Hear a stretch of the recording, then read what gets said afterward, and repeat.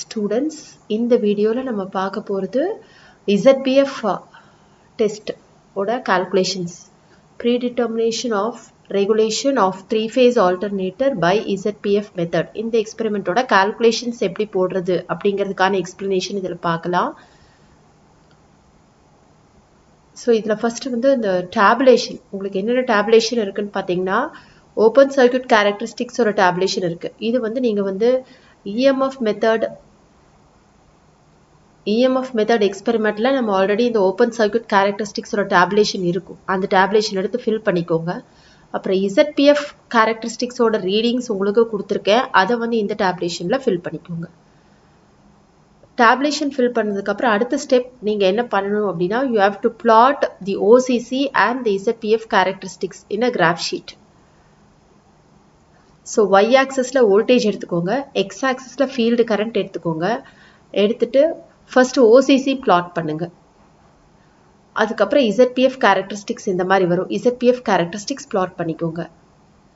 Next OCC ஓட initial partக்கு ஒரு tangent வரைங்க. நான் அந்த blue color line போட்டிருக்கேன்ல, that is the tangent to the initial part of OCC. See இந்த graphல பாத்தீங்கன்னா tangent எப்படி வருது பாத்தீங்களா? இது வந்து OCC. This graph is OCC. This one is the tangent. So initial part of OCC க்கு tangent வரைஞ்சுக்கோங்க. வரைஞ்சதுக்கு அப்புறம் next என்ன பண்றீங்க அப்படின்னா இந்த OA எவ்வளவு length மெஷர் பண்ணுங்க.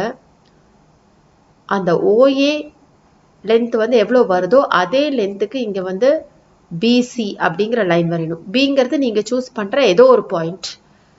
உங்க ZPF characteristicsல B ன்னு ஏதோ ஒரு பாயிண்ட் சூஸ் பண்ணிட்டு draw a line BC such that the length of BC is equal to the length OA. Next என்ன பண்ணணும்னா அந்த பாயிண்ட் C வழியா நீங்க வரைஞ்சிருக்கீங்க இல்லையா tangent, அந்த tangentக்கு parallel-ஆன ஒரு line வரைங்க. So this parallel line, இந்த tangentக்கு parallel-ஆ நீங்க வரைகிற லைன் வந்து OCC-ய Dங்கிற பாயிண்ட்ல கட் பண்ணும். Now join BCD. இதுதான் உங்க போட்டியர் triangle. DEன்னு ஒரு perpendicular drop பண்ணிக்கோங்க. So இதிலிருந்து இப்ப IAXL என்னன்னு determine பண்ணிக்கலாம். DE எவ்வளவு volts அப்படின்னு determine பண்ணீங்க. That is equal to your IAXL drop for this alternator. So Dல இருந்து இங்க ஒரு dotted line போட்டுக்கோ. Eல இருந்து ஒரு dotted line போட்டுக்கோங்க. இதுக்கு இடையில எவ்வளவு volts இருக்குன்னு பாருங்க. For example இதுல வந்து உங்களுக்கு வந்து இது 130 volts, இது வந்து 190 volts. So 130, இது 190 minus 130 60 volts. அதே மாதிரி உங்க கிராஃப்ல உங்களுக்கு IAXL எவ்வளவு வருது. DE distance is equal to IAXL. அது எவ்வளவு volts எழுதிக்கோங்க. And measure the distance BE. BE in amperes. B வந்து எவ்வளவு amperes இருக்கு 0.72 amperes. E எவ்வளவு amperes இருக்கு 0.32 பக்கத்துல ஏதோ ஒரு amperes இருக்கு. இது ரெடியூஸ் சப்ட்ராக்ட் பண்ணிக்க. இந்த 0.72 minus this value subtract பண்ணீங்கன்னா உங்களுக்கு BE எவ்வளவு amperes அப்படின்னு கிடைக்கும். That is your IF2. IF2 is equal to the length BE in amperes. So B க்கு நேரா எவ்வளவு amperes இருக்குன்னு பாரு, E க்கு நேரா எவ்வளவு amperes இருக்குன்னு பாரு. இந்த B க்கு நேரா இருக்க amperes minus E க்கு நேரா இருக்க amperes போட்டினா IF2 வேல்யூ கிடைச்சிரும். So இப்போ IAXL IF2 கிடைச்சதுக்கு அப்புறம் எப்படி கால்குலேஷன் போடுறது அப்படிங்கறது பார்க்கலாம். Regulation for different power factors எப்படி கால்குலேட் பண்றது அப்படின்னு பார்க்கலாம். So இந்த tabulation, பெரிய tabulation எப்படி fill பண்றதுன்னு பார்க்கலாம். You have to assume power factors 0.2, 0.4, 0.6, 0.1. So இப்போ ஒவ்வொரு பவர் ஃபேக்டருக்கும் நீங்க என்னெல்லாம் கால்குலேட் பண்ணணும்னா லீடிங் பவர் ஃபேக்டரா இருந்தா லாகிங் பவர் ஃபேக்டரா இருந்தா E1 ஓட வேல்யூ என்னன்னு கால்குலேட் பண்ணணும். Then IF1 ஓட வேல்யூ கால்குலேட் பண்ணணும், IF ஓட வேல்யூ கால்குலேட் பண்ணணும், ஃபைனலி E phase ஓட வேல்யூ கால்குலேட் பண்ணணும், அதுக்கப்புறம் ரெகுலேஷன் கால்குலேட் பண்ணணும். ஸோ இது எப்படி கால்குலேட் பண்றதுங்கிற மாடல் கால்குலேஷன் உங்களுக்கு எக்ஸ்பிளைன் பண்றேன். சரி, இப்போ cos phi is equal to 0.2 அப்படின்னு எடுத்துக்கோங்க. cos phi is equal to 0.4 model calculation இங்க போட்டிருக்காங்க. ஸோ இது எல்லா கால்குலேஷனுமே V phase வந்து இந்த ஆல்டர்னேட்டரோட ரேட்டட் வோல்டேஜ் 415 divided by √3 239.6. ஐஏங்கிறது ஆல்டர்னேட்டரோட ரேட்டட் கரண்ட் 4.3 ஆம்பியர்ஸ். ஆர்ஏங்கிறது ஆல்டர்னேட்டருடைய armature resistance per phase 3.75 ohms.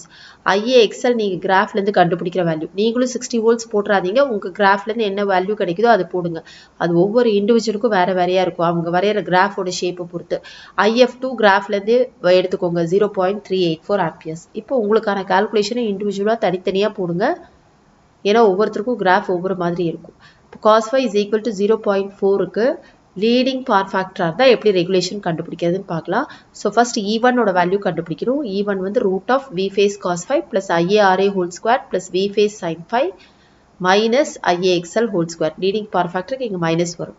So this is similar to EMF மெத்தடோட ஃபார்முலா மாதிரி. EMF மெத்தடில் இங்கே IAXS இருக்கும், அதுக்கு பதிலாக இங்கே IAXL இந்த ஹோல் வேல்யூ வந்து நம்ம கிராஃப்லேருந்து கண்டுபிடிச்சா 60 volts இங்கே சப்ஸ்டியூட் பண்ணியிருக்காங்க.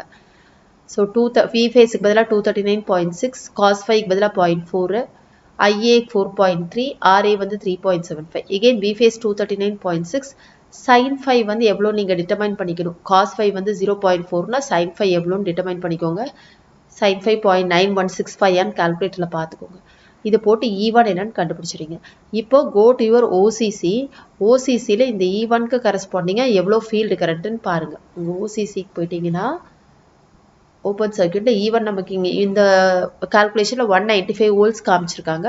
ஸோ 195 voltsக்கு இது வந்து 190யா. ஸோ 195 voltsக்கு உங்கள் OCCக்கு நேராக லைன் போட்டுக்கோங்க. OCCலேருந்து எவ்வளோ ஃபீல்டு கரண்ட்டுன்னு பாருங்கள். தட் ஃபீல்டு கரண்ட் அப்படியே கீழே எக்ஸ்டெண்ட் பண்ணிங்கன்னா உங்களுக்கு வந்து எவ்வளோ ஃபீல்டு கரண்ட் அப்படிங்கிறத டிட்டர்மைன் பண்ணிக்கலாம்.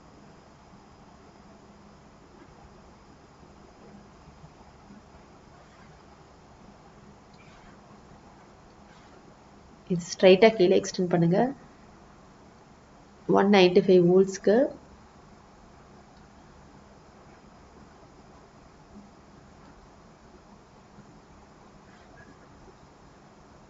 இந்த 195 voltsலேருந்து OCC கட் பண்ணிங்கன்னா இந்த 195 voltsலேருந்து இந்த கட் பண்ணுற பாயிண்ட்லேருந்து நேராக கீழே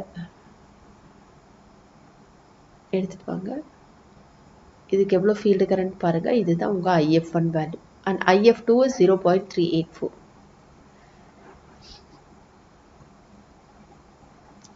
IF1 வந்து 0.344 போட்டிருக்காங்க. IF2 is 0.384. Next IF determine பண்ணுங்க இந்த ஃபார்முலா யூஸ் பண்ணி. இது MMF மெத்தடோட formula. Root of IF1 square plus IF2 square plus 2 IF1 cos 90 plus 5 for leading power factor. So இந்த ஃபார்முலாவில் IF1 ஓட வேல்யூ, IF2 ஓட வேல்யூ, 5 ஓட வேல்யூ. cos phi 0.4னா 5 எவ்வளோ அப்படின்னு எடுத்து சப்ஸ்டியூட் பண்ணுங்கள். இதுலேருந்து IF கால்குலேட் பண்ணிக்கோங்க. நெக்ஸ்ட் என்ன பண்ணுங்கள், உங்கள் OCCலேருந்து இந்த ஃபீல்டு கரண்ட்டுக்கு எவ்வளோ ஓப்பன் சர்க்யூட் வோல்டேஜ்னு பாருங்கள். That will be your E phase. இப்போ இவ்வளோ 0.154 கிடைக்குதா. So go back to your OCC. 0.16 இருக்குது. ஸோ 0.154 சம்பர் இங்கே முன்னாடி இருக்கும். இங்கேருந்து லைன் எடுத்துக்கோங்க. எடுத்து OCCயில் எவ்வளோ வோல்டேஜ் கிடைக்குதுன்னு பாருங்கள். அந்த வோல்டேஜ் தான் உங்கள் E phase. So finally regulation வந்து E phase minus V phase divided by V phase into 100. E phase வந்து இங்கே டிட்டர்மைன் பண்ணுறது, V ஃபேஸ் வந்து 239.6 போட்டு ரெகுலேஷன் கால்குலேட் பண்ணிக்கோங்க.